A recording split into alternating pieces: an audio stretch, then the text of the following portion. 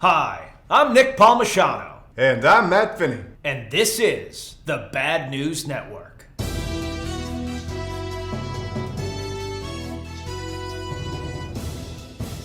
Matt and I are back. After spending 2 weeks running around the country, filming all kinds of cool stuff, and meeting lots of interesting people, it was great to get back to the news and get instantly depressed again. Let's stop off first at the border. The Biden administration is no longer keeping kids in cages like they were in the Trump administration. No, they are immigration overflow facilities that are located in the exact same buildings that the kids in cages were located in. But I'm sure that they are nicer in some way. That must be why the news isn't hitting us over the head with it 24/7. Also, the president told immigrants in a very direct manner not to come here and to stay in their own towns. Man, that sounds familiar. I can't remember who else said that. Maybe it'll come to me. Finally, the White House announced that it will be adding or rebuilding walls along the border in some problem areas. What? Are you serious? Did we not just spend 4 years hearing about how racist walls were? This cannot be real. Now, I want to be super clear. Biden is fixing problem areas on the wall as opposed to looking for a broader project. He's no longer charging illegal immigrants with a felony when they come over the border, and he's made some small changes to the treatment of immigrant families as they come across the border as well. But the lion's share of his policy is currently the exact same as Trump's. But now if you Google Biden's policies, reporter after reporter is talking circles around how it isn't exactly the same, rather than skewering him as has occurred for the last 4 years. I think I'd be less aggravated if I hadn't seen 60 Minutes' absurd edit of the Governor DeSantis press conference. The guy gives a 6-minute answer explaining a complex vaccine rollout process, and they cut it to 45 seconds that makes it look like he's dodging questions and is corrupt as fuck. Now don't get me wrong, as a politician, he's likely corrupt as fuck, but the editing was so absurd, it was so goddamn ridiculous, that I don't know how anyone can do that and sleep at night. The reason why we can't get Americans to agree on fundamental issues is that the media is allowed to just keep lying to everyone. You tell us for 4 years Trump is garbage on the border. You literally compare him to Hitler. And now the same baseline policy is no bigs. If this was coming from the Democrats, sure, that's just politics. But it's coming from you, the media. And then you wonder why people don't trust things that you put out. Why they might doubt vaccines or mask policy. And to be clear, I'm vaccinated and I wear masks. Why they might doubt the election results. And to be clear, I believe them. Why they might more easily believe sources that mirror their own opinions. Because you're so goddamn untrustworthy that people rely on a team of people that came together at an apparel company for the best approximation of the truth instead of you. I cannot imagine being that bad at my job. Anyway, rant complete. It's great to be back. Looks like we have some new gun legislation coming up. Well, not exactly legislation, more like executive orders. I don't know what everyone is complaining about, actually. After all, it's totally reasonable for one of the principal amendments in our Constitution to be modified not through another amendment, not through actual legislation, but by one elected official's opinion. Well, desperate times call for desperate measures. After all, gun deaths were up in 2020 in a significant manner. Suicides spiked to their highest levels in decades to 23,000, and non-suicide gun deaths were up 36% to 19,000, almost exclusively in poverty-stricken areas. I can't put my finger on it. Did anything happen in 2020 that maybe depressed a lot of people and put serious economic stress on large swaths of our population because the government put unprecedented pressure on businesses to close while the media and the Democratic Party basically called anyone who wanted to keep their business open a selfish bastard that wanted to murder the elderly? Can't think of any. Anyway, these executive actions go right to the root cause of these increased deaths by tackling the following. 1. Hobbyists can no longer buy 80% completed weapons and finish them themselves. 2. Pistol braces will now be regulated by the ATF, which means they will cost you $200 and you'll never get yours. 3. It will support community violence interventions. Awesome. That's worked great in places that the police have been defunding. 4. You will publish red flag model legislation. Looking forward to seeing that one in the Supreme Court. 5. Nominate a strong ATF director. Personally, I'd like to see one who can deadlift at least 600 pounds. And 6, and of course the most important element, the federal government will now publish an annual PowerPoint or whatever on gun trafficking. These are game changers, folks. Game changers. Matt and I got to attend the Olympic Wrestling World Team Trials this past weekend, and all of our friends lost.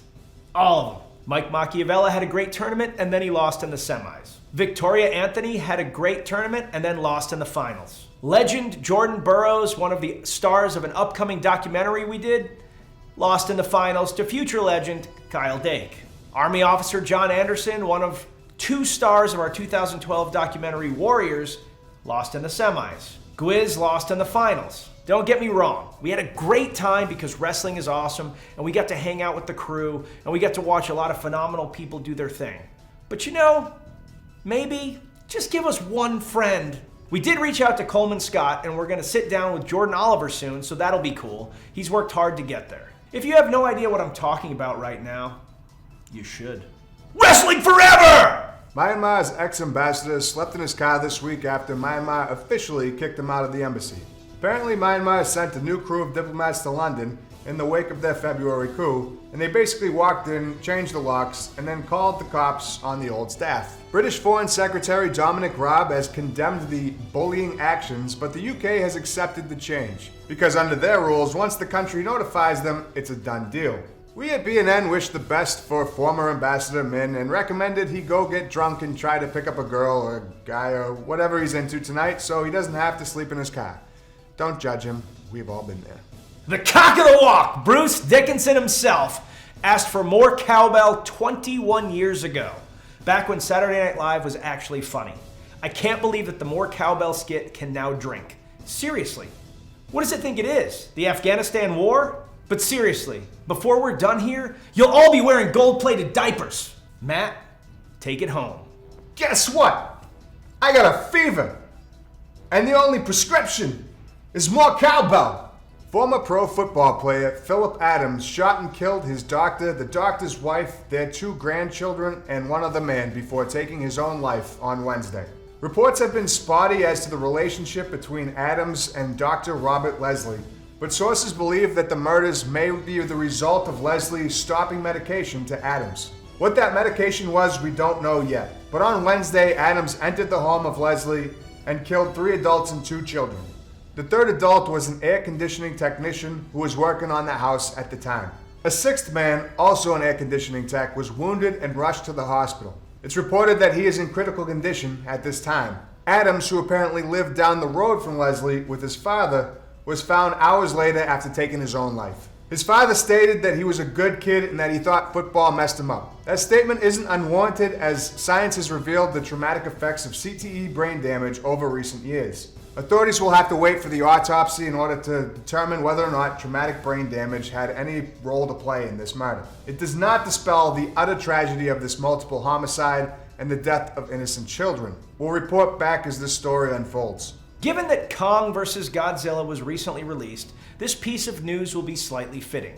Physicists have discovered a new force of nature. When I first heard about this, I was wondering what type of giant creature would plague the Earth next. Unfortunately, it's really not that cool. Quick science lesson. The 4 fundamental forces that exist are gravity, electromagnetism, the strong, and the weak force. A flashy new 5th force might have been discovered through research at a lab in Chicago. However, there's a 1 in 40,000 chance that the discovery is a fluke.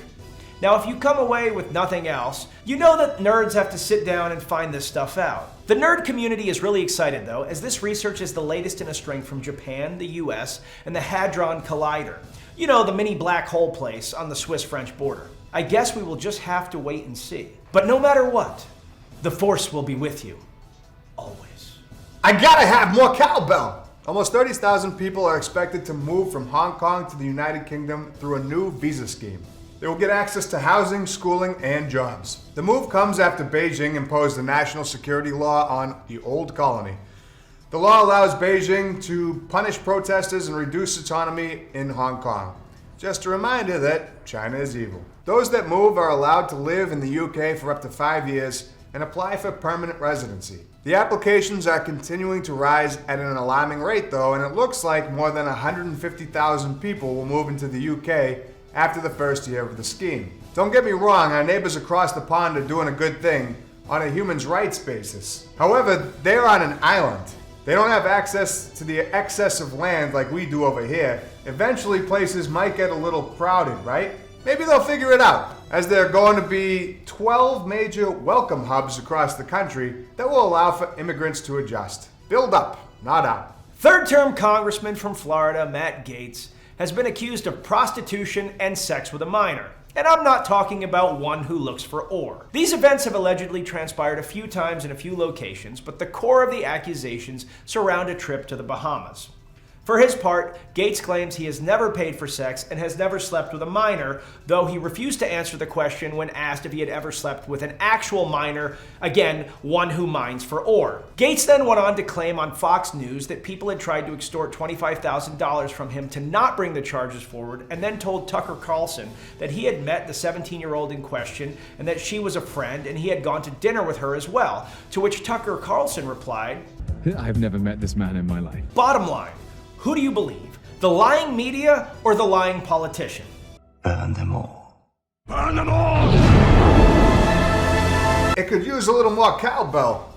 This week, camera footage showed a 65-year-old Asian woman being attacked outside a Manhattan apartment complex in Hell's Kitchen. While the woman was attacked, footage from inside the building revealed a delivery man standing inside the lobby watching. Then 2 employees of the apartment complex also came out and just stood there and watched as the attack continued. One of them actually walked over and shut the door, leaving the woman stranded outside with the attacker. The 3 proceeded to watch the attack through the glass door as it continued and do nothing. It was only after the attacker left that the 3 walked outside to help the woman and eventually flagged down the police. Question 1.